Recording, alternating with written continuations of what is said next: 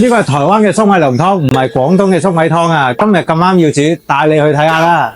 好，呢啲咧就係我哋煮呢個台灣粟米濃湯嘅配料啦。咁入面咧會有粟米啦，有薯仔粒啦，有粟米粒啦，有呢個蘿蔔絲啦，有呢個忌廉粉啦，同埋入邊都有好多其他嘅調味料喺入邊嘅。另外咧仲會有水啦。咁我哋會準備開始煮噶啦。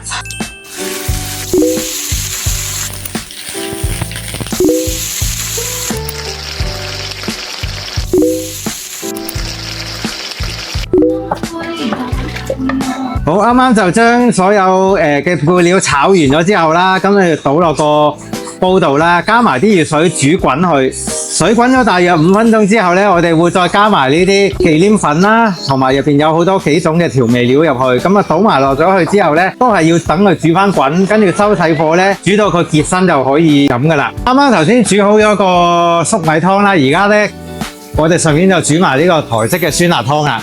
咁後廚已經準備好晒所有配料喺度嘅，呢度咧就係有豬肉啦，有豆腐絲啦、蘿蔔絲啦、木耳啦、鴨血啦、醋啦、醬油啦、胡椒粉啦，同埋唔同嘅調味料。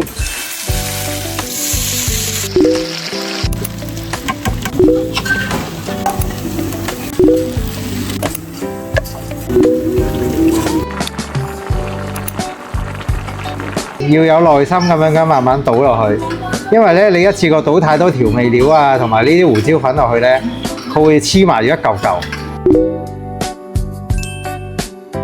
呢個咧就係粟米濃湯，會比較濃稠嘅味道咧，好有幾個層次感噶。你食落去咧會有唔同嘅味道會出咗嚟。嚟過食嘅客人都覺得我哋呢個粟米濃湯係好好食。跟住嚟咧，呢個咧就係台式酸辣湯，味道咧就同我哋飲開北方嘅酸辣湯咧會唔一樣嘅，因為我哋煮嘅時候落嘅配料或者調味料都唔一樣。咁你哋要試過先知道夠唔夠正宗。呢兩個湯咧我都會組合喺一個煎餃套餐或者水餃套餐入邊，單點都可以叫到嘅喎。如果想試嘅客人朋友咧，記得把握時間過嚟試下啦。